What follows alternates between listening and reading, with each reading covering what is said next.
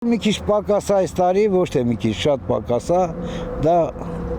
փաստ է։ Այս տարվա գարունը Արարատի մարզի ծիրանենիների համար բարեհաճ չեղավ։ Անընդհատ անձրևները, խոնավությունն ու եղանակային կտրուկ փոփոխությունները վնասել են բերքը։ Այստեղ Ծիրանի հայրենիքում այգեգործներն ասում են ամենադժվար տարիներից է։ Ծիրանը չեչոդում է եղանագից, խոնավությունն է դեղնում թափում է, ամեն ինչին էլ վնաս է այս եղանագի անձրևները, այդ ենք ասում։ Գիշերն է ցուրտ անում, վնաս է տալիս։ Փրկելու համար ինչ հնարավոր է անում են։ Զորիկ պապը նույնիսկ 20 փեթակ մեղու է պահում, որպեսզի գոնե բնական փոշոտումն ապահովի։ Անցած տարի մենք 200 դրամով էլ տիրան ենք տվել։ Կարող է այս տարի տիրանի գինը, որ սակավա դառնա 1000 ու եղել է տարիներ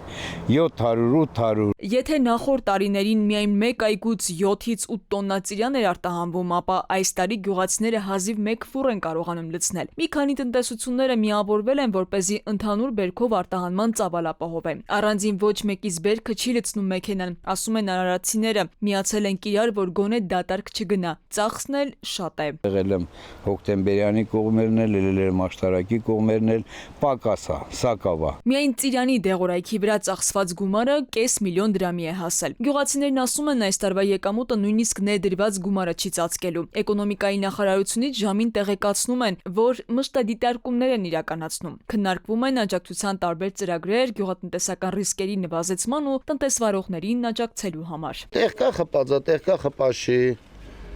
Դե եղանակներից ապրանքը փճանում է, ճակում է։ Օրինակ այս գյուջաշլորը սա եղանակի պայմաններից ճակել է։ Ես այսօր հավաքել եմ, ասե 100 կիլոյի մեջից մի 30 կիլո նախ ճակած ելում։ Արարատի այգիներում այս տարի բերքից ավելի շատ հիասթափություն կա։ Գյուղացիներն ասում են ամբողջ տարին աշխատեցին, բայց հիմա նույնիսկ չգիտեմ, հաջորդ տարի նույն ուժով կկարողանան շարունակել։ Քնարիկ Պետրոսյան, Անդրանիկ Ներկարարյան, ժամը լրատվական։